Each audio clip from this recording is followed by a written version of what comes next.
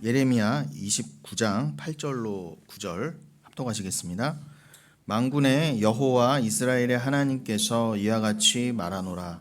너희 중에 있는 선지자들에게와 점쟁이에게 미혹되지 말며 너희가 꾼 꿈도 고지 듣고 믿지 말라. 내가 그들을 보내지 아니하였어도 그들이 내 이름으로 거짓을 예언함이라. 여호와의 말씀이니라. 아멘. 네.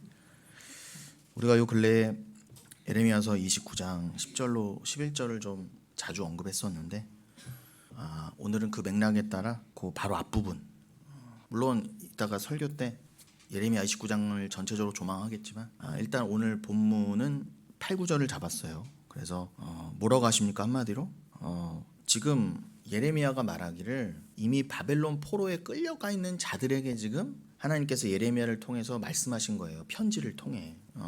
그런데 그 포로들에게 말씀하시기를 하나님께서 예레미야가 써서 보낸 편지를 통해 하나님 말씀하시기를 뭐라고 한다고요? 지금 뭐 예루살렘이건 포로로 끌려가 있는 바벨론에서건 거기서도 거짓 선지자들이 넘쳐난다는 거예요. 그런데 그 거짓 선지자들 그리고 그들과 동격으로 취급하시는 점쟁이들에게 미혹되지 말아라. 그러면서 뭐라고 덧붙이십니까? 너희가 무슨 꿈을 꿨다. 그 꿈도 믿지 말고 또 그런 거짓 종들이 내가 무슨 꿈을 꿨다 하는 말도 고지 듣지 말고 서로의 꿈 해몽도 고지 듣지 말라는 거예요. 그건 그냥 꿈일 뿐이라는 거예요. 여러분 꿈 얘기하시면 안 돼요. 자꾸 특히 우리 교회에서는 말씀이 있는데 왜 자꾸 꿈 얘기를 합니까? 말씀 믿어야 하다가도요 인간은 너무 연약해서 여러분도 마찬가지일 거예요. 어젯밤 꿈자리 뒤숭숭해. 그거 홀딱 넘어가요. 홀딱 넘어가게 돼 있다니까요. 분명히 꿈은 헛된 거야 하면서도 어제 꿈이 뒤숭숭하면 아이고 무슨 일이 있으려나, 아이고 꿈에 누가 나왔는데, 아이고 꿈에 우리 조상님이 나왔는데 부터 시작해서 뭐 꿈에 돼지라도 나오면 어떻게 아이고 복권 사야 되나. 그리고 뭐라고 또 미신 믿어요. 이거 누구한테 말하면 안 돼. 말하면은 복이 달아나. 몰래 복권 사놓고 이루어질 때까지 함구해야 되고 주님께 죽어라고 비는 거. 되게 그래요 안 그래요? 지금도 여러분 솔직히 말해보세요. 그래요 안 그래요? 하실 분 있어요. 안 하시지만 그래도 너무 정직하시네. 과거에는 했었지만 지금 안 합니다. 근데요 제가 보기엔 지금도 하는 분도 있을 거예요. 분명히. 뭐 복권까지는 안 사더라도 뭐예요? 어제 꿈자리가 뒤숭숭하다. 지금 표정들이 다 웃고 힘들어하시는 분들은 다 비슷한 경험도 있으실 거예요. 어제 꿈에 뭐가 보였다. 그러면 꿈에 또 잡혀요. 분명히 말씀에 사로잡혀 살아간다고 하면서 꿈에 흔들려요. 그만큼 우린 연약하다는 거예요. 그러니까 여러분 자신을 믿지 마세요. 하나님이 꿈 하나만 툭 던져줘도 이게 갈대처럼 흔들리는 게 우리 마음이라는 겁니다. 그런데 이 당시에 유대인들도 동일했다는 거예요. 지금 심지어는 하나님의 심판을 받아 바벨론 포로에 끌려가고 있는 그 자리에서도 또 꿈을 믿고 잘못된 말씀을 섬기고 거기서는 또 드글드글 사이비들이 일어나더라는 거죠. 오늘 설교의 제목이기도 한데 9절에 뭐라고 되어 있습니까? 하나님께서 그들을 보내지 아니하였다. 그런데도 그들은 예언을 한다는 거예요. 거짓 예언을. 누구 이름으로? 하나님의 이름으로, 예수의 이름으로 한다는 거예요. 사이비들의 공통점이 뭐다? 예수 이름으로. 다 하나님의 이름으로 예언한다는 거예요. 오늘날 잘못된 교회 목사님 다 누구 이름으로 예언해요? 누구 이름으로 해요? 하나님의 이름으로 하지 최소한 자기 이름으로는 안 한단 말입니다. 그런데 내 이름으로 거짓을 예언함이라. 여호와의 말씀이라. 그때도 그랬다면 지금은 말해 뭐 하겠어요. 지금은 더 아주 이것이 광분할 정도로 넘쳐날 겁니다. 넘쳐난다는 거죠. 여러분 이단도 똑같이 성경 봐요. 오늘날 잘못된 모든 교회도 이 시간에 대한민국의 수만 개의 교회가 동일한 성경책 꺼내놓고 예배드립니다. 지금요. 옆에다 끼고 그죠? 그 우리 지난 대통령께서는 그 여의도 모교회에 이렇게 끼고 그죠? 이렇게 가셨었죠. 이렇게 다 그렇게 봉우도 당당하게 성경책을 다 끼고 가시는 거예요. 그런데 잘못된 교회도 통일교도 신천지도 지금 이 시간 같은 성경 보고 있어요. 제7일 안식교 같은 경우는 어제 그랬겠죠. 자기들의 공예배 때 어제 성경 펴놓고 예배 드렸을 거예요. 여러분 겉으로는 그리고 다 말씀 보고 말씀 갖고 다닌다로는 구분이 안 돼요. 말씀을 어떻게 해석했느냐. 즉 예레미야를 통한 말씀의 해석만 하나님이 옳다 하신 것처럼 정확히 하나님의 말씀을 받아 그리스도 중심으로 십자가 중심으로 오직 하나님 나라로 그 묵시의 언어로 해석해내는 자들, 그들이 수천 년간 지켜오면서 전했던 교리가 있어요. 말씀을 통한 핵심 교리가 있단 말입니다. 여러분, 대표적인 예를 들어서 그 313년에 서기 313년에 콘스탄틴 대제가, 콘스탄티누스 황제가 밀라노 칙령으로 기독교를 이제 공인해 줬어요. 국교로 삼은 거는 좀 이후에 테오도시우스 1세 380년에 기독교를 국교로 딱 정했지만, 그 전에 313년에 콘스탄틴 대제는 기독교를 인정해 주자, 우리 로마의 여러 종교 중에 하나로 인정해 주고 핍박하지 말자라고 했던 게 313년이었어요. 그런데 그 콘스탄틴 황제조차도 사실은 역사적으로 보면 그렇게 교리에 관심이 있지 않았어요. 그도 그럴 게 이제 막 기독교가 태동하고 이제 막 로마의 정식 종교 중에 하나로 인정해 주었을 뿐입니다. 교리가 난무했어요. 아직 그 정확한 신학이 서기 전이란 말입니다. 그러니 바로 고 콘스탄틴 대제가 있을 때쯤, 그때 교부들 중에 가장 그래도 권위가 있고 정통 교리를 말하고 있던 교부가 아타나시우스라는 사람이 있었어요. 그런데 그 사람은 사도의 전승을 그대로 이어받은 사람이거든요. 그래서 사도들의 가르침만, 사도 바울의 가르침만 가르쳤어요. 그 핵심 교리가 뭐였겠어요? 당연히 하나님의 절대 주권, 그리고 삼위일체, 이거에 대해선 목숨 걸고 전하고 지켰단 말이에요. 그런데 그 독버섯이 자라나듯, 비온 뒤에 잡초가 자라나듯 계속 이상한 종들이 자기가 하나님의 종이랍시고 나타나서 이상한 교리들을 설파하는데, 그 대표적인 잘못된 교리 중에 하나가 지금까지도 명맥을 잇고 있는, 하나님이 그렇게 만드신 거죠. 기본 정통 교리에 계속 대척점을 이루어서 그렇게 자생하도록 두신 그 이단, 모든 이단의 시초가 뭐였느냐?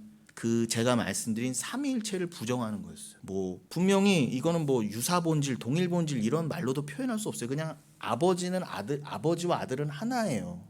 하나님과 성자와 성령은 하나란 말입니다. 이거는 뭐 본질이 같아요. 당연한 거예요, 그건요. 그런데 이 당연한 거를 어떻게 해요? 그 당시에 대표적으로 아리우스라는 사람이, 예수는 분명 인류 중에서는 뛰어난 인간이지만 하나님은 아니라는 거예요. 쉽게 말하면 삼위일체를 부정하는 거죠. 이상한 다니엘신론이라는 이름을 붙여서 유대교와 흡사하게 하나님만이 하나님이고 예수는 그저 피조물 중에 하나라는 거예요. 인간 중에, 제가 아주 쉽게 말씀드린 겁니다. 하나님 보시기에 예수란 자가 태어났는데 아주 괜찮아, 똑똑하고 율법도 잘 지키고 사람보다 뛰어나. 그 중에서 선택해서 내가 너를 아들 삼았다, 내가 너를 신격화 시켜줄게, 신적 존재로 만들어줄게 라고 했다는 거예요. 쉽게 말하면.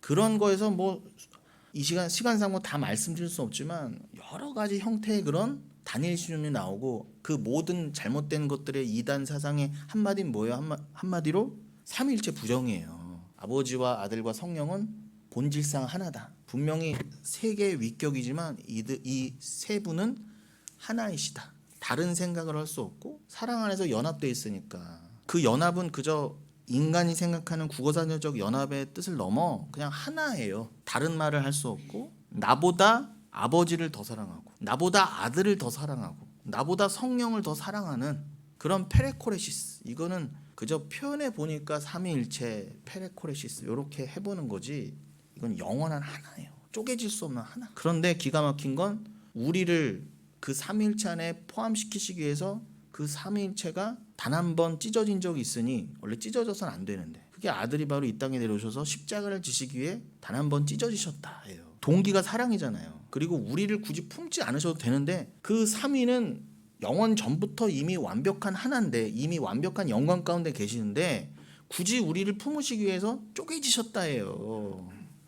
이게 그 전에 사도들은 물론이요, 사도들은 그리스도로부터 가르침을 얻고, 그 사도들은 속사도들에게, 자기 제자들에게 전하고, 그 제자들은 이렇게 교부들에게 전했으니 아타나시우스는 이건 당연한 거였어요. 그런데 이 아리우스 같은 자들이 대표적으로 나타나서 이 삼위일체부터 부정하고 나가는 거예요. 삼위일체가 부정되면 여러분 다 부정되는 거예요. 하나님의 절대 주권, 하나님의 전적인 그 신적인 예정, 또 우리 백지사님도 기도해 주셨지만 하나님의 그런 완벽한 계획, 하나님이 우리를 끝까지 인도하심, 이런 모든 교리가 깨지는 거예요. 그런 여러분, 다시 강조하지만 같은 성경 들고 다닌다고, 같은 십자가 걸려 있다고 다 같은 교회가 아니라는 거예요.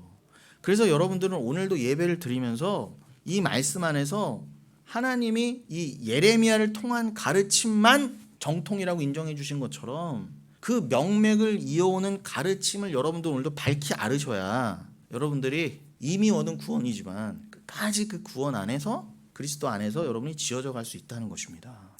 제가 자막으로는 안 넘겼지만 그 에베소서 1장을 언급하고 넘어가지 않을 수 없어요. 에베소서 1장에 지금 제가 지금 말씀드린 것을 다 포함한 가장 핵심적인 구절 중에 하나거든요. 그 에베소서 1장에 보시면 제가 읽어드리겠습니다. 1장 3절 이하에 보시면 찬송하리로다 하나님 곧 우리 주 예수 그리스도의 아버지께서 그리스도 안에서 하늘에 속한 모든 신령한 복을 우리에게 주시되, 4절에 뭐라고 되어 있습니까? 곧 창세전에 그리스도 안에서 우리를 택하사 우리로 사랑 안에서 그 앞에 거룩하고 흠이 없게 하시려고. 자, 4절부터 나오잖아요. 이거는 그냥 인간 사도의 말, 그저 누구 아타나시우스 같은 유명한 교부의 말, 그저 전봉중의 말이 아니라는 겁니다. 사도 바울의 그냥 인간적인 말이 아니라는 거예요.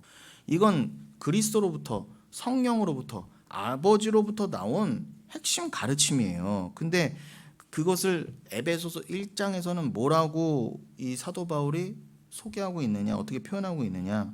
창세 전에 그리스도 안에서 우리를 택하사 우리로 사랑 안에서 그 앞에 거룩하고 흠이 없게 하시려고. 여기에 제가 말씀드린 다 나오죠.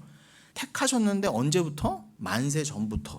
이 만세 전이라는 건, 창세 전이라는 건 묵시를 말해요. 우리가 늘 강조하듯. 이건 영원 전에부터를 말해요. 이건 뭐 시간의 개념으로도 말할 수 없고 영원 전부터라는 표현도 부족해요. 그냥 태초 전부터 이미 그렇게 작정된 거예요. 동기가 뭐라고요? 사랑 안에서라고 그러잖아요. 사랑 외에는 답이 없어요. 하나님이 여러분을 택하신 건 사랑밖에 없다고 이유가요. 여러분이 뭐 잘나서, 유대인이어서, 애를 많이 낳아서, 헌금 많이 해서 절대 없어요. 그런 거. 나라를 구해서 뭐 교회를 몇 개 세워서 그런 거 아니란 말입니다.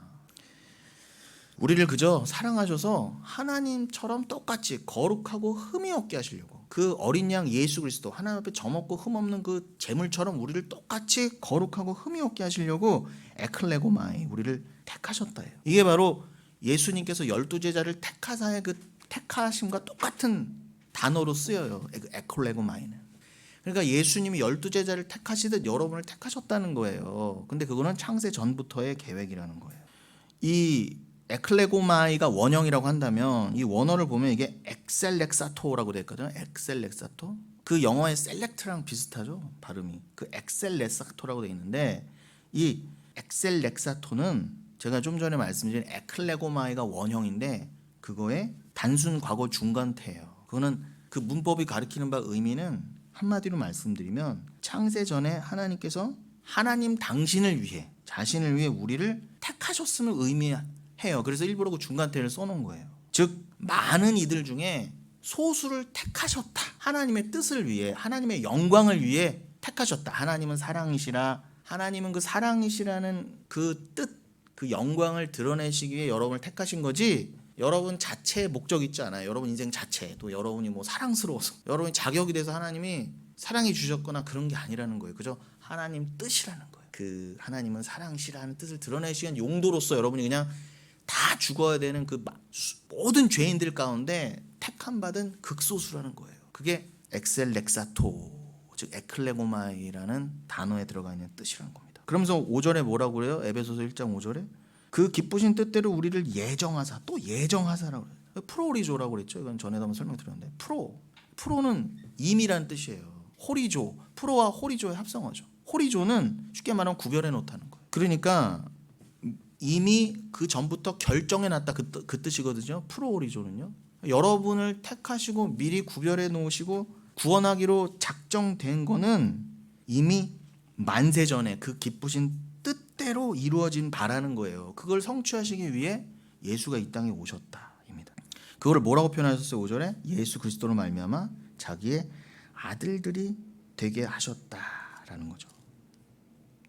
여러분, 제가 왜 또 에베소서 1장을 갑자기 펴보고 또 1장 5절에 이 프로오리조 예정하사라는 단어를 왜 또 강조하냐면, 여러분 이 프로오리조가 이미 먼저, 그 이미와 먼저라는 거는 창세 전을 의미합니다. 그냥 단순한 시간적인 이미와 먼저의 뜻이 아니라 이미 창세 전부터 묵시 가운데 여러분들을 구원하기로 결정하셨는데, 이것을 직역하면, 즉 문자적인 의미는 원래 1차적인 뜻이 뭐냐면은 앞서서 표시해놨다는 거예요. 프로오리조는 미리 표시해놨다. 여러분을 내 거야 라고 낙인 찍어놨다는 거예요. 이걸 제가 요즘 계속 뭐 설교 때나 양육 때도 강조했던 성경 예로 되는 곳이 어디예요?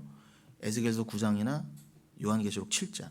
하나님께서 애통해하는 자, 이 하나님의 성전이 무너졌음을, 말씀이 무너졌음을 애통해하는 자, 회개하는 자, 나의 옛사람 내 죄를 두고 우는 자, 오호라나는 공고한 사람이로다. 하나님의 구원을 갈망하면서 이 땅을 살아가고 있는 자, 나로서는 안 돼요. 오직 예수 그리스도죠라는 자기 부인으로 나가는 자만을 하나님이 천사들로 하여금 에스겔서 9장 표현대로면 먹자고 이렇게 표시해놔라 그래요. 표시해놔라.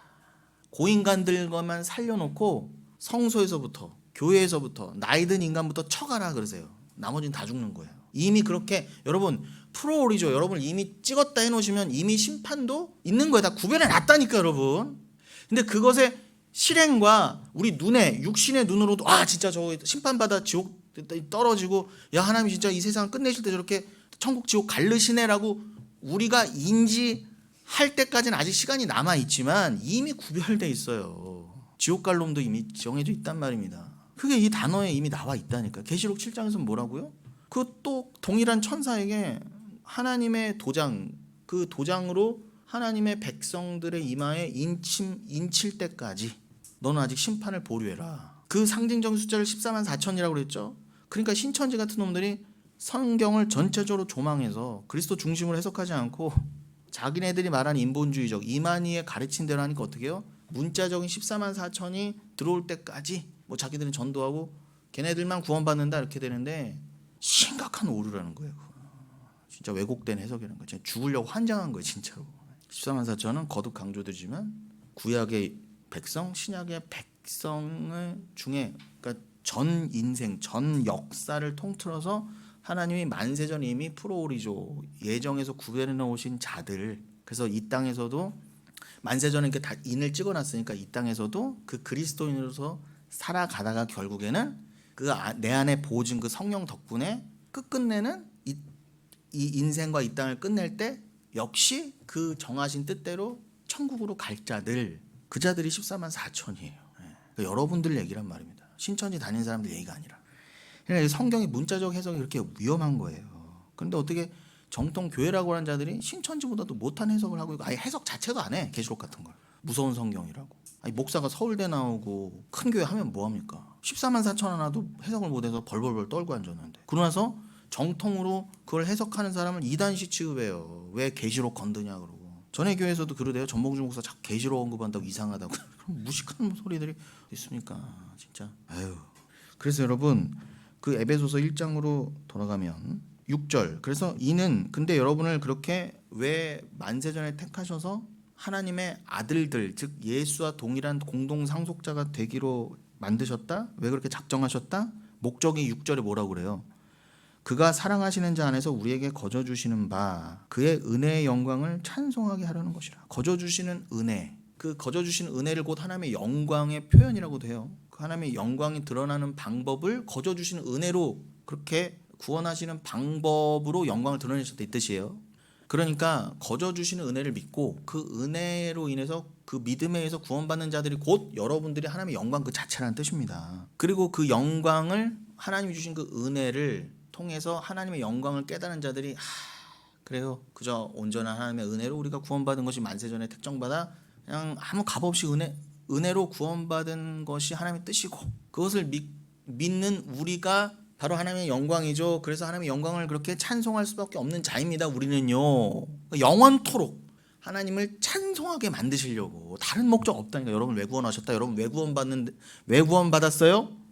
그 이유와 목적을 정확히 아세요. 다른 사람이 여러분 그래서 왜 구원받는 건데요? 물어보시면 제발 머리 극적거리고 글쎄요 그냥 천국 가려고요. 글쎄요 그냥 뭐 모르겠어요. 뭐 좋은데 보내주신다니까 그 모르겠어요. 뭐 영생을 살기 그냥 이 정도가 아니라 그건 부차적인 거고요. 그건 본질이 아니에요. 중요한 건 뭐예요? 더 이상 여러분을 위해서 이제 사는 삶을 다 기각시키시고 여러분 더 이상 이제 여러분이 여러분을 위해서 살지 않으셔도 돼요. 영원히 그것도. 그러니 고달플 일이 없어요. 영원한 생명을 주시되 여러분을 위해서 영원히 살아야 된다면 그거는 저주 중에 저주예요. 그런데 이젠 여러분을 위해 살지 않아도 돼요. 그냥 내 사랑.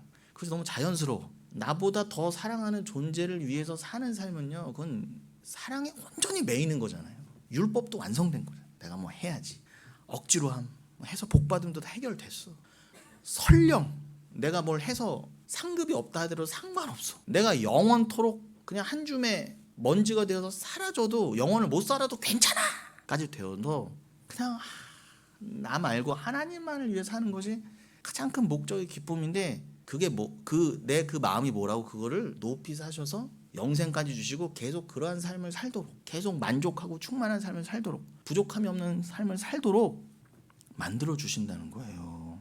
그래서 영원히 주를 찬송하는 삶을 살아도 전혀 불편함이나 지겨움이나 힘듦이 없어요. 그것을 계시록에서 또 보여주잖아요. 4장 5장에서 특별히 7장에서 그 흰옷 입은 자들이 예수님께서 이 땅에 오셔서 나귀 타고 예루살렘 들어갈 때 거기서 막 그 예루살렘 인간들이 막 종려 넘어가지고 흔들리고 호산나 호산나 불렀었죠. 그게 바로 천국에서 진짜 여러분의 모습을 예표한 거예요. 잠깐 여러분이 영원토록 그렇게 흰옷 입고 구원하심은 오직 보좌에 앉으신 하나님과 어린이 함께만 있습니다 라고 주님 홀로 영광 받으세요 하고 영원히 주를 찬양하는 모습이 여러분의 모습인데 그것을 잠시 표현해 보려고 예수님이 나귀 타고 처음으로 예루살렘 십자가 지시기 전 입성하실 때의 모습으로 잠깐 보여주신 건데 그게 진짜가 아니라 진짜는 여러분이고 진짜는 진리는 여러분이 그 하나님 나라에서 이미 그 찬양을 부르는 자로 이미 있다는 거예요. 근데 여기 잠깐 내려와 계신 거고 그걸 지금 성령을 통해 말씀을 통해 특별히 지금 읽고 있는 에베소서 말씀을 통해 깨닫게 해주시고 있잖아요. 나는 예정된 자구나. 7절 우리는 그리스도 안에서 그의 은혜의 풍성함을 따라 그의 피로 말미암아 속량 곧 죄사함을 받았느니라. 8절 이는 그가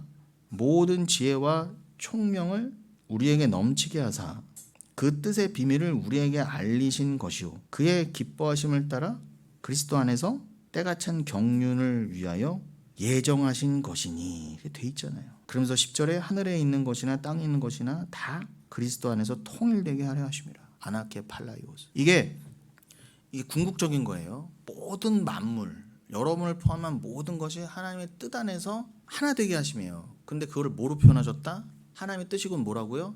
그리스도로 다 통일되는 거예요. 그래서 여러분이 이 땅을 진리 하나만으로 살아가게 하시는 거예요. 이 땅에 분명히 사는데 심지어는 선악과마저 범하고 모든 것을 갈라치기 해서 보던 내가 또 강조하지만 지난주에 그 고린도서 7장 그 말씀처럼 모든 현상을 심지어는 할례나 성찬, 세례와 같은 그런 의식조차도 그 행위 자체는 무로 보고 겉으로 드러나는 거에는 그런 할례 같은 뭐 성스러운 예식조차도 그 행위 자체는 무가치한 것을 보고 그 안에 담겨져 있는 뜻을 모르면 그것을 오히려 행하는 것이 저주다라고까지 깨달은 자가 되어서 내가 지금 종으로 살든 자유자로 살든 남자로 살든 여자로 살든 뭐 이방인으로 살든 유대인으로 살든 할례를 받았던 안 받았던 상관없이 그 모든 것은 진리 하나의 진리 내가 죄 가운데 구원받았음을 설명하고 그것을 배우기 위한 용도라고 한다면 그것 자체는 가치가 없다. 괜찮다. 어둠을 통해 빛을 배울 수 있다면 내가 잠시 이 땅에서 어둠의 모습으로 남이 저주스러운 아나데마 저주의 모습처럼 보이는 삶을 산다는 난 괜찮아. 그게 바로 로마서 9장 앞부분이나 말씀드린 고린도전서 7장에서 대표적으로 나온 설명이라는 것입니다. 그렇게 여러분들이 분명히 세상은 모든 것을 선악으로 분리하고 있는데 정치조차도 우리나라는 어떻게 이렇게 동서가 쫙 갈라져요. 어떻게 이렇게 미친 나라예요. 저놈은 죽어도 안 된대. 또 이쪽 응원하는 놈은 이놈만 된대 무조건. 우리는 그 수준이에요. 안 돼요. 그 정치 이념 하나조차도 못 버리고 요 조그만 나라도 두토막 나는데 거기서 또 두토막 내고 있으니 우리는 특히 한국인은 더 그래요. 무조건 토막 내 토막. 그래서 이 나라에 이렇게 이단도 많은 거예요. 그런데 여러분 그렇다고 얘도 맞고 쟤도 맞다는 게 아니잖아요. 지금요.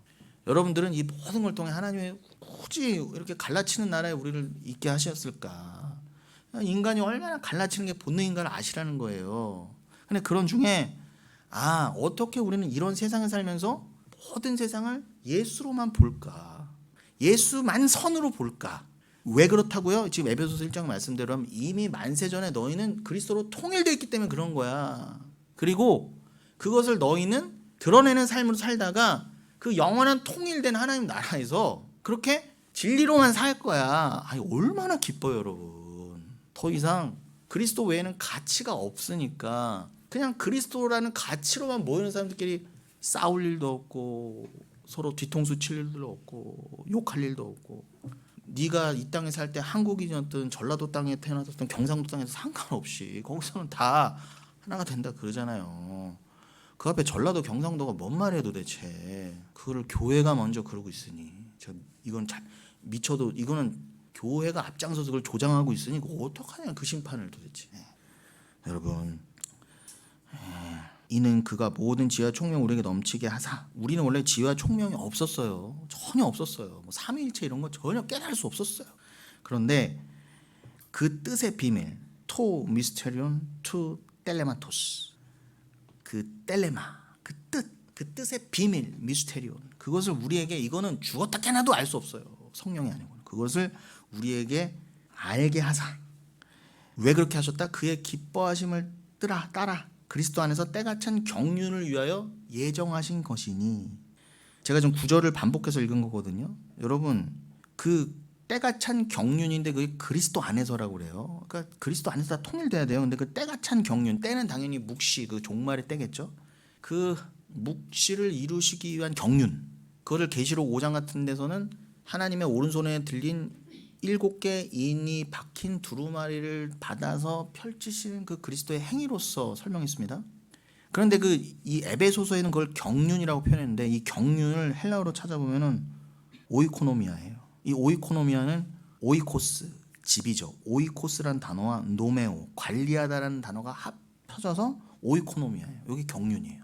그러니까 뭐 경륜을 엉뚱하게 생각하지 마시고 성경에서 말하는 경륜은 뭐다? 한마디로 집을 관리하는 지혜, 집을 관리하는 절대 주권을 말해요. 그럼 예수 그리스도 아들은 아버지 집 그 천국에 이 땅에선 성전으로 성막으로 표현된 그 하나님 집의 진짜 주인은 그리스도죠. 그걸 히브리서에서도 말하고 있습니다. 그러니까 경륜의 진짜 주인은 예수 그리스도예요. 그가 아버지의 집을 상속받아 영원히 다스릴 자니까. 그런데 우리도 공동 상속자가 됐다는 건 뭐예요? 우리에게도 그 경륜을 나눠주셨다는 거예요. 그래서 집사란 뜻이 이 오이코노미아에서 온 거예요. 그 하나님의 집을 영원토록 함께 맡아 관리하게 될 자들. 우리가 뭔데? 우리가 하나님의 집이 됨과 동시에 우리가 하나님의 집을 관리하는 정도가 아니라 우리는 하나님의 그 집 자체가 되는 거예요. 그래서 예수 그리스도가 하나님의 집을 다스리신다는 건 곧 우리를 다스리신다는 거고요. 우리는 그의 다스림에 영원토록 아멘 하면서 기뻐 찬양하는 자로 그렇게 사는 거예요. 그런데 그저 경륜을 받는 것 정도가 아니라 함께 경륜을 하는 자가 되어 함께 하나님의 집을 다스리는. 이걸 도대체 어떻게 설명해야 돼요? 이것이 바로 진짜 그리스도와 사도들을 통해서 이어져온 핵심 교리란 말이에요. 그러니 어떻게 여러분 삼위일체가 어떻게 부정될 수가 있습니까? 어떻게 예정이 부정될 수 있어요? 그런데 아까 말씀드린 대로 거의 2000년 전에 뭐 아리우스부터 이게 부정된 게 아니고 그 전부터, 그리고 이 이단의 사상은 지금까지도 이어왔어요. 우리도 교회인데요. 우리도 뭐 정통 교회인데요. 아니요. 여러분 이 예정을 믿지 않는 자들은요. 자기들도 교회라고 하지만 우리도 이렇게 많은 사람이 다니는 큰 교회 성도인데요. 아니요. 예정을 못 믿는데 믿음이 없어서 그 자는 아타나시우스에서 이단으로 정죄된 아리우스와 똑같단 말입니다. 그런데 어떻게 서로 금달아주고 은달아주고 서로 교회다, 윤석열만 찬양하면 다 교회다, 어떻게 그렇다는 소리를 할 수가 있냐 말이에요. 제가 지금 정치 얘기하는 거예요, 여러분. 저는 누구 편도 아니에요. 다만 어떻게 교회가 부안해동할 수 있냐 말이에요. 잘못된 교리나 잘못된 가르침에 합세해서 정통 교리는 내버려 놓고 이 땅의 것만 구하면서 이 땅의 것을 위해 야합하냔 말이에요. 그것도 오직 그리스도라는 교리를 빼놓고 다 자기가 선악을 나눠서 일찍은 무조건 나쁘고 이찍은 무조건 맞고 어떻게 그런 말을 할 수가 있으며, 그걸 어떻게 교회가 선동하고 있고 더 나쁜 놈은 누구다? 아닌 척하면서 뒤에서 선동하는 놈 있잖아요. 아니 어떻게 선거 때 가까이 와서 교회가 불법을 앞장서서 저지르면서 500명 1000명 모인 데서 누구 찍어라라고 어떻게 홍보 영상을 예배 시간에 틀 수가 있어요. 저는 그게 몇 번 후보를 그렇게 했더라도 다 틀렸다는 거예요. 꼭 2번을 틀어서 문제가 난 게 아니라 그게 1번이 됐던 3번이 됐던 4번이 됐던 몇 번을 틀어도 그건 다 틀렸다는 거예요, 여러분. 민감한 얘기입니까? 아니에요. 민감한 얘기니까 해야 돼요. 분명히 예수님께서 고린도에 있던 사도 바울에게 분명히 얘기하셨어요. 이 성에 내 백성이 분명히 있어. 그러니까 너는 거리끼지 말고 다 말해라 그래요. 내가 이거는 말하지 말아야지. 입을 다물어야지. 이건 민감한 얘기지. 정치적인 발언이지. 오해받지. 이단 소리 듣지. 아니요. 말하라는 거예요. 내가 너를 이 땅에서 정한 때까지는 반드시 지켜주고 걱정 마. 죽어야 봐야 천국이야. 괜찮아. 그러니 담대해라 그러세요. 모르겠어요. 전 누가 칼 들고 안 찾아와서 이렇게 아직 이런지 몰라도 또 저는 또 알아요. 저도 겁이 많아서 분명히 누가 무시 이러면 또 제가 다음날 와서 여러분 성명을 발표하겠습니다. 그래서 이럴 놈인 줄 알지만 그래서 지금 흉내 내보는 거예요. 그런 사도들의 흉내를. 그래야 저의 믿음이 또 증거를 받으니까. 자, 돌아오면 예레미야서 오늘 본문을 얘기하다가 이렇게 됐죠. 그 예레미야서 우리 29장을 좀 더 자세히 보기 전에 우리가 지난주에 마지막 부분에 봤었던 고린도서 7장 그 중에서도 다 읽으면 너무 시간이 걸리니까 그 29절로 31절만 다시 한번 보겠습니다. 29절로 31절 고린도서 7장. 형제들아 내가 이 말을 하노니 그때가 단축하여진 고로 이후부터 안에 있는 자들은 없는 자같이 하며 우는 자들은 울지 않는 자같이 하며 기쁜 자들은 기쁘지 않은 자같이 하며 매매하는 자들은 없는 자같이 하며 세상 물건을 쓰는 자들은 다 쓰지 못하는 자같이 하라. 이 세상의 외형은 지나갑니다. 이 세상의 외형 그것은 지나갑니다. 파라게이 파라고가 변형된 거죠. 파라게이 가르토 스케마 투 코스모 투투 코스모 이 세상의 스케마 외형은 지나갑니다. 여러분 이건 다 외형이잖아요. 껍질을 갖고 있잖아. 껍데기. 이건 스케마라니까. 이건 다 진짜가 아니라는 거예요. 지나간다는 무슨 뜻이에요? 파라게이 파라고 지나간다는 무슨 뜻이에요? 영원하지 않다는 거예요. 그럼 제발 여러분의 몸의 이 껍데기 육신을 포함한 모든 보이는 것에 창념하시면 안 된다는 거예요. 제 말은요. 그것을 기가 막히게 역설적인 표현으로 우리 사도 바울 형님은 진짜 어떻게 이렇게 말을 이렇게 잘하셨을까. 29절에 뭐라고 해? 형제들아 여러분들아 교회야 내가 이 말을 하노니 그때가 단축하는 걸 이후부터는 이미 종말 가운데 구원받기로 작정된 프로오리조 된 너희여 예정된 너희여 너희는 이미 종말의 백성이지만 이 땅에 내려와서 역사적인 종말도 맞이하게 될 거야. 이 지구 전체의 종말을 향해 가면서 개인적인 종말도 이 땅에서 맞이하게 될 거야. 그런데 언제 태어나서 어디서 살던 하늘나라 백성이라면 이미 이 땅에서 구약에 살던 시장에 살던 종말을 사는 자잖아요. 그러니 이 땅에서도 다 어떻게 해요? 동일하게 어떻게 살아야 된다? 이미 종말을 믿는 자들이니까 이미 종말의 백성이 이 땅에 내려왔으니까 종말의 백성으로서 그 공통적인 모양은 어떻게 드러난다? 너희들 그렇게 살아라가 아니라 단순히 너희가 그 백성이라면 당연히 이 모양이 나올 거야. 그게 뭐라고요? 아내가 있어요. 아이도 있어요. 결혼했지만 어떻게 해요? 노아 때처럼 결혼하는 거 그냥 집 사는 거 여기에 그냥 온 정신이 팔려서 그냥 예수조차도 어떻게 해요? 아파트 장막 주야 뭐 몇 명 태어나게 해주시고 이런 거에 딱 창념돼 있었어. 그걸 위해 예수 믿었어요. 분명히 에베소서에서는 너희는 다 무가치하다. 너희를 택하신 거죠. 그것은 그저 하나님의 영광을 위한 것이다 분명히 되어 있는데 내 영광을 위해서 예수도 믿어왔어요. 지금까지 종말의 백성이란 자들도. 그러나 그들이 성령을 받아 그게 아니네라고 눈이 띄어지고 회개하게 되면 어떻게 된다? 분명히 애를 낳고 결혼하고 직장 다니고 살지만 그러지 않는 자처럼, 즉 뭐예요? 거기에 목숨 걸지 않는다는 거예요. 최선을 다해 살되. 그게 종말을 사는 자의 모습이라는 겁니다. 우는 자들은 우는 자 같이 울지 않는 자 같이 하며 분명히 지금 애통해요. 나는 언제 이 구원이 완성될까? 도대체 이 세상은, 내 가족은, 이 잘못된 교회들은 왜 이럴까? 그 이전에 뭐예요? 수시로 내 옛사람이 보이고 나의 악마성이 보이고 내 죄성이 계속 드러나요. 나는 계속 예수가 반드시 필요한 자로 드러나요. 그럼 애통하게 돼 있어요. 그러나 그들일수록 어떻게 해요? 나는 구원받음으로 기뻐할 수 있잖아요. 이 땅에서 애통이 클수록 어떻게 해요? 구원의 소망으로 기쁠 수 있잖아요. 그러니 내가 좀 뭘 잃었다 한들, 뭐 가족을 잃었다 한들, 뭐 재산을 잃었다 한들 분명히 겉으로는 울 수 있지만 그러나 그만큼 울지 않는 자 같이 살아갈 수 있다는 거예요. 그리고 기쁜 자들, 뭐 내가 좀 뭐 좀 얻었다, 내가 소유했다, 내 자식이 잘 됐다.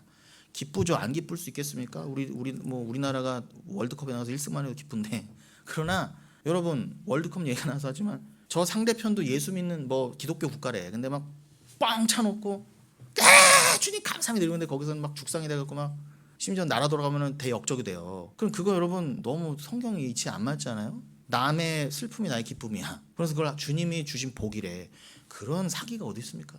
하나님은 절대 그렇게 영광받지 않아요. 그래서 저는 골 넣고 뭐 하나님께 영광 뭐 이런 인간치고 저는 그 다 정상으로 안 봅니다. 그런 걸로 그게 뭐 그렇게 대단하고 가치를 두지 말아야 돼요. 않게 되어 간다니까요. 내가 좀 뭘 이루었다 얻었다 해도 이거 뭐 금방, 아니 우리 권사님께서 그러시대요. 하필이면은 요 3일 연휴 때 냉장고가 고장난 거예요. 몇 년 쓰지도 않은 냉장고. 그러니까 뭐 부품이 없다, 뭐 지금 사람이 없다, 뭐 그러니까 그 지금 벌써 30도 가까이 되는데 이게 뭐 다 썩은 거예요. 지금 김치도 지금 뭐 다 쉬었대요. 아무리 얼음을 갖다 놓고만 해도 안 되는 거예요. 그래서 뭐 아껴놨던 재료 다 버리고 뭐 막 돈가스 이런 거부터 해서 막 귀한 재료들 다 버렸대요. 특히 이제 뭐 주말이니까 연휴니까 연휴 동안 해 드시려고 장을 보셨는데 다 썩은 거예요.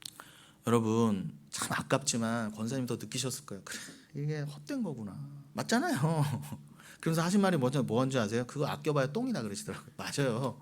여러분 이 세상 거는요 아껴봐야 뭐 언제 뭐 여러분 냉장고부터 망가질 줄 알았어요? 몰랐어요? 우린 몰라요. 그러니까 사다 놓죠. 쟁여놓죠. 여러분 그냥 이렇게 놓고 가셔야 돼요. 아껴봐야 똥이에요. 다 걸치시고 하시고 능청만 되시면 다 하세요. 좀 뭐 얼마 전에 이미숙 씨가 뭐 몇 천만 원짜리 코트도 뭐 공짜로 가져가라 그러고 이거 다 자기도 젊었을 때는 뭐 이런 게 다 나의 마음을 채워줄 그런 걸로 알았는데 자기가 이제 거의 70 넘어보고 나니까 이건 아니라는 거죠. 인간은 그렇게 늦게 깨달아요. 어쩔 수 없습니다. 아무튼 세상 사람들과 똑같이 기뻐하면 그런 모습으로 살아갈 수가 없어요. 이게 뭐라고 이게. 그걸로 절대 당장은 살짝 기쁠 수 있지만 그걸로 만족할 수 없어. 뭐 매매하는 자들 열심히 일하되 그걸로 여러분이 뭐 천년만년 살면서 여러분을 위로하는 하나님의 뭐 단순한 그런 복이라고 여기지 마시고. 그래서 세상 물건을 쓰는 자들은 다 쓰지 못하는 자같이. 무슨 말이라고요? 내가 뭘 쓰고 먹고 마시는데 이거를 가치를 둬서 야 난 이런 물건 쓴다, 난 이렇게 외제차 탄다, 난 이렇게 물도 애비약 먹는다, 이런 걸로 으스대지 말고. 그건 아무것도 아니에요. 그렇다고 그런 사람들 부러워도 말고, 그렇다고 그런 거 못 쓴다고 쪽팔려 하지도 말고 그냥 그렇게 살라는 거예요. 자기 각자 위치에서. 그건 아무것도 아니다. 다 지나감이라. 스케마. 그 스케마는 파라게이 지나간다. 자, 그러면은 여러분 우리는 이제 외형은 지나감을 알아서 외형에 묶이지 않게 되었어요. 고린도서 4장 18절 우리가 주목하는 것은 이제 뭐라고 그래요? 히브리서 12장 2절에서 2, 3절에서 뭐라고 합니까? 우리는 믿음의 주요 또 온전케 하신 그 예수, 그 보좌 우편에 예수만 바라본다 그러잖아요. 골로새서 3장 1절 이제 눈을 들어 우리는 바라볼 수밖에 없게 된다. 우리 이 땅이 열심히 코박고 사는 것 같아도 우리의 눈은 영화는 늘 저게 고정돼 있다. 그런 것처럼 고린도서 4장 18절에 뭐라고 한다? 그래서 성도가 주목하는 것은 눈에 보이지 않는 것이 된다. 눈에 보이는 것은 왜요? 잠깐. 고린도서 7장 31절 표현은 그건 지나간다. 그러나 눈에 보이지 않지만 육신의 눈으로는 못 보지만 영의 눈으로 믿음으로만 볼 수 있는 그게 진짜 영원한 거야. 그럼 그 영원한 것에 묶이는 거잖아요, 여러분. 이 세상의 외형에 묶이는 게 아니라. 가치관이 뭐예요? 판단이. 이 세상에 보이는 것이 없으면 나는 벌 받았나 봐, 나는 재수 없나 봐, 나는 하나님께 무임 받나 봐, 나는 복이 없나 봐, 나는 예수 안 믿나 봐, 안 믿는 자인가 봐. 이따위 소리 하지 말 제발. 제일 답답해요 진짜. 알아요 물론 삶이 사는 게 힘들고, 나는 육을 입고서 수시로 먹고 싶은 게 있고 입고 싶은 게 있고 수시로 비교가 되고 수시로 불평불만이 나올 수 있어요. 그러나 제발 그게 당연한 건 아니잖아요. 그 불평불만이 어느 정도 좀 지났으면 좀 성숙해야 되는데, 이게 정도가 있잖아 뭐든지. 얼마 전에 남자 한 명이 가서 스시 타베 호다이, 그 일본 말로는 그런데 그게 이제 무한 리필이거든요 우리나라 말로. 근데 먹다가 170그릇을 먹었대요. 그랬더니 5만 원 내고 170그릇 먹었더니 사장님이 나가라고 그랬대요. 그러면은 사장이 잘못이다 그런 게 있지만 대부분 댓글이 뭐예요? 정도가 있다. 정도가 있다. 여러분 스시 먹는 데도 정도가 있어요. 아니 도대체 예수를 믿었으면 정도가 있어야지. 어느 때까지 불평하고 또 돌아가 있고 또 뭐 이제 뭐 회개했다 예수 믿는다 하면서 또 돌아가 있어.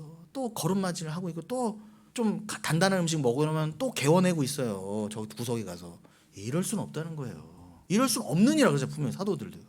그러니 여러분 제발, 나는 왜 그래도 난 예수 믿는데 그 아직도 그걸 가치로 여기고 그걸 판단받고 있다는 뜻이잖아요. 그거는 그리스도인이 아니에요. 그러지 마세요. 지나감이라. 여러분에게 말씀이 있는데 뭐가 문제예요? 그럼 이 말씀에 여러분 묶였다면서. 여러분 지금 외형, 스케마 이런 눈에 보이는 거 껍데기 이건 다 뭐예요? 한마디로 율법의 행위잖아요. 율법주의. 이 하나 예수 그리스도라는 말씀을 싸고 있는 게 율법이라는 껍데기잖아요. 그러니 여러분 제가 늘 강조드리지만 율법의 문자에 묶이지 말고 그 속으로 들어가서 사랑에 묶이라고 말씀드리잖아요. 늘. 그런 것처럼 여러분들이 보이는 외형에 묶이면 안 돼요. 지나갈 거예요. 이거는 뭐 신앙의 원인도 아니고 과정도 아니고 목적도 아니고 결과도 아니에요. 오죽하면은 사도 바울이 어떻게 했다고요? 고린도서 9장 같은 경우에서는 그래? 네가 율법을 모르는 자야? 그럼 내가 율법 없는 자처럼 나도 율법 모르는 자처럼 대해줄게. 네가 유대인이야? 그럼 내가 유대인처럼 대해줄게. 그렇게 해서 접점이 일어나서 널 구원 전도만 할 수 있다면 난 괜찮아. 이렇게 되는 거예요. 그러면서 고린도 전서만 봐도 뭐라고요? 야 내가 니들한테 세례나 주러 온 사람을 보여? 1장에서 그러고 7장에서 뭐라고요? 할례? 무할례? 할례? 그 중요한 거 아니야. 무할례자는 무할례자로 남아있고 할례자로 부름받으면 할례 한 채로 있어. 할례 자체는 중요한 거 아니야 이러는데 왜 오늘날까지도 교회에서 뭐 했네 마네 있네 없네 뭐 권사 받았네 안 받네 나는 꼭 여기서 뭘 받아야 되네 마네 어떻게 그런 말들이 나와요. 나는 꼭 어느 목사에게 돈 받고 기도 받아야 되네 마네. 나 미친 거예요 여러분. 여러분 사도 바울이요 죽을 줄 알면서 예루살렘 올라가잖아요. 그리고 사도행전 22장에 보면 예루살렘의 지도자였던 당시의 지도자였던 야고보를 만납니다. 그 야고보는 사도 야고보를 말하는 게 사도 야고보는 이미 순교했고 그 야고보는 예수의 동생을 말해요. 그 예루살렘의 지도자죠. 한마디로 당시 예루살렘 교회의 담임 목사가 야고보였어요. 예수님의 동생인. 그 사람한테 가서 이제 이런저런 얘기를 나누고 이제 선교를 내가 했는데 이런저런 일이 있었다 하면서 서로 은혜를 받고 이러는데 야고보가 높아심에 그럽니다. 지금 네가 벌써 예루살렘에 들어왔다는 소문이 파다하고 어떻게 오해가 지금 전해졌다? 저 바울이라는 인간이 모세의 율법을 폐해야 된다. 뭐 겉으로 들었는데 뭐예요? 다 이단으로밖에 안 보이잖아요. 할례가 무슨 소용이냐? 세례는 필요 없다. 이러니까 그것만 놓고 봤을 때 뭐 이건 상이단인 거예요. 다른 사람들이 우리 교회를 이단으로 볼까요? 안 볼까요? 제발 상이단으로 봐줘야 정상인 거예요. 그런데 그 사도 바울이 그래요? 그런데 그러면 야고보가 뭔가 이렇게 중간에 해결책이랄까 이렇게 접점을 뭐라고 주느냐?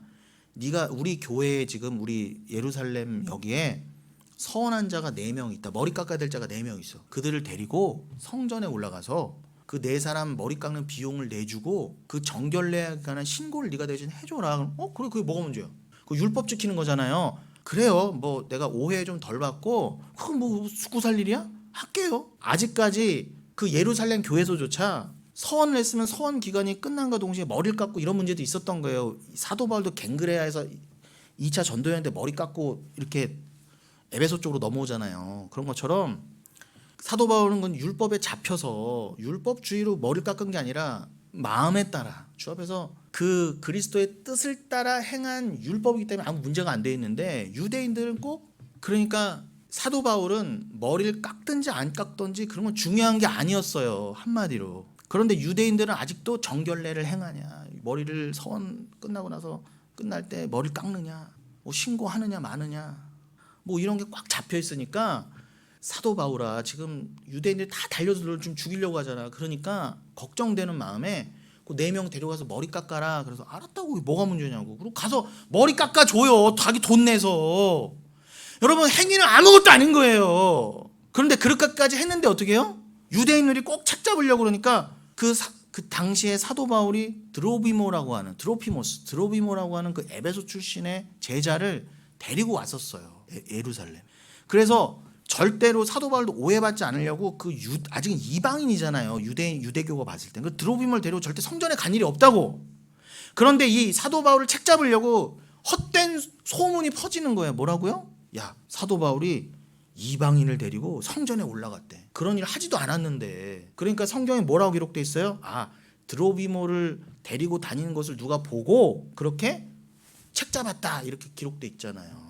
그러니 여러분, 세상은 책잡으려고 하면은 한도 끝도 없어요. 그 일이 대거리 할 수도 없고, 그거 뭐 설명하고 해명해봐야 뭐합니까? 그게 먹히지도 않아. 어차피 죽이려고 하던 판이었던 거예요. 근데 사도 바울은 알고도 예루살렘에 왔고, 왜요? 그래야 내가 그리스도와 함께 죽고 부활하는 그 길에 가까워지니까. 그리고 내가 이 억울함을 통해 내가 로마로 갈 수 있다면 괜찮다, 나에겐 복이다예요. 뭐를 행하고 안 하고 중요한 게 아니야. 나는 복음을 전할 수 있을 때까지 전하다가 빨리 가는 게 목적인 거지. 내가 뭐 오해받고 내가 뭐 돌 맞고 이런 거는 그에게는 아무 중요한 게 아니었던 것이고. 그런 여러분, 다시 강조하지만 사도 바울의 이런 정신과 마음에 따라 여러분, 제발 보이는 거에 창념하시거나 매이시면 안 돼요. 거기에서 해방되신 분들이잖아요. 그럼 뭐에만 묶여야 된다? 여러분들은 그리스도의 사랑에만 더 강력하게, 율법에서, 율법주의에서 해방된 자 사랑에 더 묶여야 돼요. 복음에 더 묶이십시오. 여러분들의 인생은 율법 행위로서 억지로 해야 돼서가 아니라 그리스도 때문에, 사랑 때문에, 교회에 대한 사랑 때문에, 내가 값없이 거저받은 그 은혜 때문에 모든 게 가능한 자가 된 거예요. 저 사람이 좀 아직 복음을 몰라? 아직 젖먹이야? 아직은 유대인이야? 아직은 뭐 그런 걸 중요시 여기는 자야? 그럼 그냥 해주세요. 까짓 건 뭐가 어려워요, 여러분? 어떻게 예수 믿고도 11조 안 내? 그럼 11조 내주세요 하도 그러면 그런 건 아무것도 아니라는 거예요. 그러면서 이제 오늘 본문인 좀 예레미야서 29장을 좀 언급하고 마치겠습니다. 여러분, 지난주에 우리가 본문은 이사야서 61장이었잖아요. 누가복음 4장 18절 이후에도 예수님이 인용하셨던 이사야서 61장. 그거 지난주에 충분히 못 나눴지만 여러분 다 기억하고 있습니다. 그러니까 여러분, 돌아오는 시간에 이게 다 연합돼서 또 언급이 될 거예요. 그러니까 걱정하지 마시고, 그래 오늘은 시간이 허락하는 한 예레미야서를 29장을 보다가 또 못 본 부분이 있으면 다음 주에 또 보고, 또 이사야서 61장도 함께 보고, 그런 식으로 하겠습니다. 그럼 여러분, 29장 1절부터 보시면 선지자, 오늘 뭐 있습니까? 오늘 뭐 저건가? 더운가 오늘? 폭염 경고인가요? 선지자 예레미야가 예루살렘에서 이 같은 편지를 느부갓네살이 예루살렘에서 바벨론으로 끌고 간 포로 중 남아있는 장로들과 제사장들과 선지자들과 모든 백성에게 보냈는데, 분명히 나오죠. 거기서 바벨론으로 끌고 갔다 그래요. 느부갓네살이 예루살렘에서 바벨론으로 끌고 갔다. 근데 이게 정확한 역사적인 의미로는 그 2차 바벨론 침공 직후를 말해요. 그러니까 기원전 597년에 이 느부갓네살이 두 번째로, 그 전에 뭐 다니엘이나 다니엘 세 친구 이런 애들을 한번 그 605년인가요? 그때 끌고 갔었던 그 이 일 이후로 두 번째 포수, 그게 기원전 597년 그때 여호야긴, 그 시드기야의 조카이면서 요시야 왕의 손자인 여호야긴 왕이 끌려가요. 왕이. 그 왕만 끌려갔겠습니까? 왕후, 뭐 어머니, 아내, 왕족들, 뭐 좀 똑똑한 놈들, 부자 다 데려간 거예요. 대부분. 그럼 그들이 지금 이제 끌려가 있을 거예요. 포로지에, 바벨론에. 오늘날의 그 메소포타미아 지역 그 두 강 사이, 유브라데 강과 티그리스 강 사이. 여러분, 엊그제 우리 대한민국 대표팀이 이라크 애들하고 축구해갖고 이겼잖아요. 거기 원정 가서 이겼잖아요. 거기쯤 말하는 거예요. 걔네 이라크 팀의 별명이 뭔지 아세요? 이라크 축구팀의 별명이 메소포타미아의 사자예요.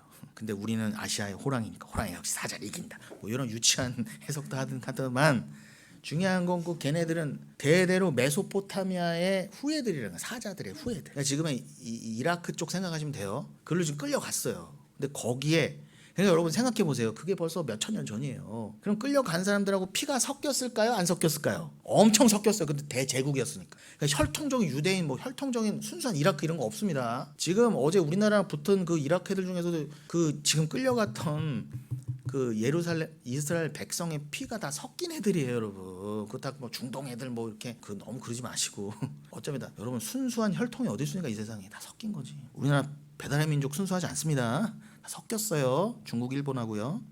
자, 그래서 그 예레미야가 제사장들과 그러니까 피는 중요한 게 아니라 혈통은 중요한 게 아니라 여러분. 혈통은 중요한 게 아닙니다.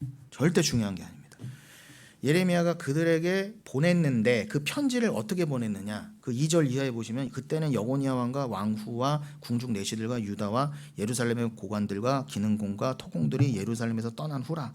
옛날에 임진왜란 때 일본 놈들이 우리나라 일본 분들께서 우리나라 그 도공들 있잖아요. 도자기 공들을 다 데려간 것처럼 다 데려간 거예요. 얘네들도 기능공, 토공들 다 예루살렘에서 쓸만한 놈을 다 데려간 거예요. 3절 유다의 왕 시드기야가 바벨론으로 보내어 바벨론의 왕 느부갓네살에게로 가게 한 사반의 아들 엘라사와 힐기야의 아들 그마리아의 편으로 말하되. 그러니까 지금 시드기야가 말씀드린 여호야킨 이후로 왕이 된 그 시드기야라는 놈이 있어요. 요시야의 셋째 아들인가요? 있어. 그 놈이 그 자기의 그 왕된 느부갓네살에게 사신을 보낼 거 아니에요. 그 보낼 때 그게 대표적으로 엘라사와 그마리아였대요. 그 사람들 편으로 인편으로 예레미야가 편지를 이렇게 들려서 보낸 거예요. 그게 여러분 성경이 된 거예요. 기가 막히죠. 그런데 그 내용이 뭐예요? 그 내용이 4절부터예요. 그게 하나님 말씀이었던 거예요. 그 편지가. 만군의 여호와가 이스라엘의 하나님께서 예루살렘에서 바벨론으로 사로잡혀가게 한 모든 포로에게 이와 같이 말씀하시니라. 5절 너희는 집을 짓고 거기에 살며 텃밭을 만들고 그 열매를 먹으라. 기운이 빠져요? 안 빠져요? 찬물을 끼얹잖아요 지금요. 우리는 곧 돌아갈 것이다. 주여 우리를 빨리 고국으로 돌아가게 해주소서. 우리는 여기서 바벨론에서 금방 갈 거니까 여기는 금방 텐트만 치고 임시처소에서 살다가 그리고 빨리 돌아갈 때가 비나이다 우리 언제 해방됩니까? 우리 언제 돌아갑니까? 분명히 하나님이 예레미야를 통해서 다니엘을 통해서 너희 70년 동안 포로 있어야 돼. 그 70년은 나중에 아니죠. 다니엘에게서 또 말씀하신 70일에 490년 이런 걸 다 설명하시려면 희년의 완성 이런 걸 다 설명하시려면 반드시 겪었어야 될 70년인 거예요. 그런데 그 70년을 살아야 된다 분명히 선지자를 통해서 말씀하시고 또 말씀하셨는데 거기에 끌려간 왕부터 모든 잡종들 그 잘못된 주의 종들이 주야 메슈 곧 우리를 회복해 줄 메슈 이렇게 하고 긍정적으로 생각하고 기도해야지 곧 우리 돌아갈 거다 이렇게 가르치고 있던 거예요. 거짓 가르침이 있었던. 그때 뭐라고요? 거기서 그냥 살아라 텃밭까지 일구고 거기서 시집 장가가고 그 사람들하고 결혼하고 살아. 니들 자녀 거기 이라크 쪽 사람들하고 결혼하고 살게 해. 그냥 애 낳게 해. 니들 못 돌아온다 그런 거예요. 여러분 그게 6, 7절 이어지죠. 아내를 맞이하여 자녀를 낳으며 너희 아들이 아내를 맞이하여 너희 딸이 남편을 맞아 그들로 자녀를 낳게 하여 너희가 거기에서 번성하고 줄어들지 아니하게 하라. 너희는 내가 사로잡혀가게 한 그 성읍의 평안을 구하고 그를 위하여 여호와께 기도하라. 이는 그 성읍이 평안함으로 너희도 평안할 것이며 심지어 뭐라고까지 얘기하세요? 그 나라를 위해서 기도하라까지. 왜냐하면 니들이 거기 살아야 될 동안 살아야 되기 때문에 그 나라가 망하면 안 되거든. 내가 그동안은 바벨론 살려줄 거야. 살려줄 건데 그걸 위해 기도해 그래요. 그러니까 기도의 방법을 완전히 틀어버리신 거예요. 우리 같은 뭐요? 빨리 이 나라 망하게 해주세요. 빨리 돌아가야 되는데 거기 살아라. 심지어는 그 나라를 위해 중보해라 그러잖아요. 여러분 여기서 겪어내셔야 될 삶이 있는 거예요. 여러분 이 땅에서 여러분 여기 포로로 내려와 있잖아요. 그런데 중요한 건 뭐라고요? 여기서 텃밭을 일구고 결혼하고 집 짓고 살되 심지어 대한민국이 지구 안에서 대한민국 살되 정신은 뭐라고요? 아까 고린도전서 7장으로 대표된 뭐라고요? 여기서 사나 매매하고 사나 장사하고 사나 장사하지 않는 자처럼 결혼하고 사나 결혼하지 않은 자처럼 살아라. 눈에 보이는 삶이 다가 아니고 그게 목적이 아니야. 그건 그냥 수단일 뿐이야. 너희는 포로로 내려와 있지만 너희는 종말의 백성이고 너희는 여기서 다 뒤섞여 살고 피가 섞이지만 너희들의 진짜 혈통은 순수한 그리스도의 보혈로 인한 흠없고 점없는 백성이야를 알으라는 거예요. 고난의 떡을 먹으라 해요. 그런데 또 강조하지만 이 이어지는 말씀이 뭐예요? 오늘 본문 8, 9절, 10절까지 읽어볼게요. 만군의 여호와 이스라엘 하나님께서 이와 같이 말하노라. 너 중에 있는 선지자들에게와 점쟁이에게 미혹되지 말며 너희가 꾼 꿈도 고지 듣고 믿지 말라. 내가 그들을 보내지 아니하였어도 그들이 내 이름으로 거짓을 예언함이라. 여호와의 말씀이니라. 여호와께서 이와 같이 말씀하시니라. 바벨론에서 70년이 차면 내가 너희를 돌보고 나의 선한 말을 너희에게 성취하여 너희를 이곳으로 돌아오게 하리라.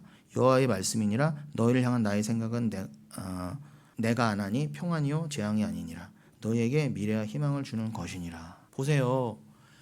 무작정하고 미래와 희망을 주는 것이 너희에 대한 나의 생각은 재앙이 아니고 평안이야. 이거는 밑도 끝도 없는 이런 건 없다는 거예요. 제발 29장 문맥, 제발 역사적인 배경을 조금이라도 알면 어떻게 신학교 교수란 인간이 꽃 달고 나서 뭐라고요? 여러분 이제 고난 없습니다. 특히 우리는 순땡땡의 성도로서 절대 긍정으로 어쩌고저쩌고 고난 안 받습니다. 무조건 잘 되고 무조건 복 받고 병도 안 걸리고 그렇게 말하는 인간이 허리 부러져서 고생한 거 내가 다 아는데. 그러니까 여러분 이건 다 사기예요. 그러니까 뭐라고 하세요? 하나님 아까 달라 말하시잖아요. 그들은 내가 보낸 자가 아니다.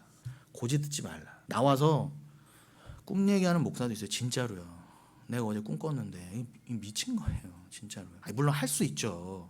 그러나 그거를 잘 그걸 그리스도 안에서 해석을 하고 그거를 이런 꿈을 꿀 수는 있어도 이거 자체를 믿으면 안 됩니다. 하나님이 꿈으로 역사하실 때도 있었죠. 그러나 그거는 성경에 기록된 꿈 그 위에는 이제 꿈으로 계시하시는 건 끝났습니다. 꿈은 그저 꿈입니다. 그리고 좀 이렇게 분위기를 순환시키기 위해서 내지는 가벼운 걸로 하는 거지 꿈 자체로 이거를 막 무슨 주가 내게 말씀했다는 식으로 이건 뭐 예언이라는 것처럼 강대상에서 말씀보다 권위를 높여서 이걸 선포한답시고 말하고 이거는 다 혀가 잘릴 일이라는 거예요. 절대 그럴 수 없어요. 설령 목사가 아주 흉흉한 꿈이나 심지어는 아주 너무 좋은 꿈을 꿨어도 그거는 설교에서 말할 바가 아니고 그렇다 하더라도 여러분 흔들리시면 안 돼요. 주님이 그렇게 시험하실 때가 있지만 우리는 절대로 말씀에서 벗어나면 안 돼. 이렇게 가야지.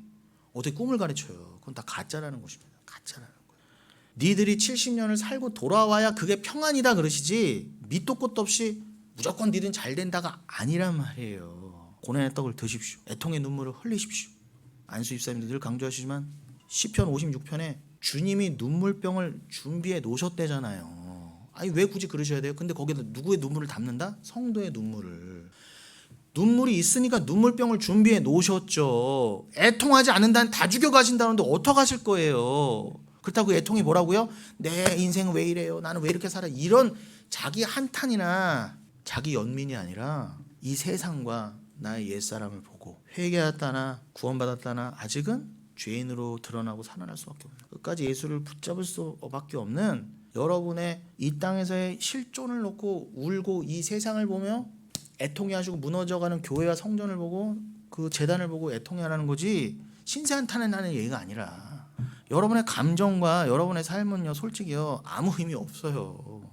그런데 나한테 왜 이런 일이 아니요 일어나도 되는 거예요. 원래 하나님 신경 안 쓰셔도 되는 거라니까. 그런데 그걸 다 합력하여 선을 이루셔서 여러분을 어떻게 그걸 다 미리 예정하시고 그거를 다 허락하신 다음에 어떻게 기가 막히게 그런 이 땅과 끈적끈적 붙어있는 여러분들을 그렇게 쫙 성도로 만들어서 쏙 건지시는 그 은혜와 경륜과 그 섭리만을 기뻐하시고 찬양하시고 놀라워하시란 말이에요. 찬양하시란 말이에요. 단순히 내가 예수 믿었더니 집 나갔던 개도 돌아왔다 해서 그걸 막 간증이랍시고 하고 그걸 기뻐하는 용도로 삼지 마시고 와서 8장 그와 함께 공동 상속자가 된 자 그와 함께 고난도 받아야 할지니 여러분은 이미 그리스도와 함께 십자가에 못 박힌 자들 절대 스스로 못 내려와요. 주님이 거기 달려 있어라 할 때까지 달려 있으셔야 돼. 그러나 그러한 자가 주와 함께 부활입니다. 잊지 마시고 여러분 말씀으로만 위로 가운데 거하시고 점점 뜨거워지는 날씨 썩어져가는 이 세상 가운데 여러분들은 천국 소망으로 여러분의 구원의 완성의 소망으로 날로 풍성해지시길 바라겠습니다.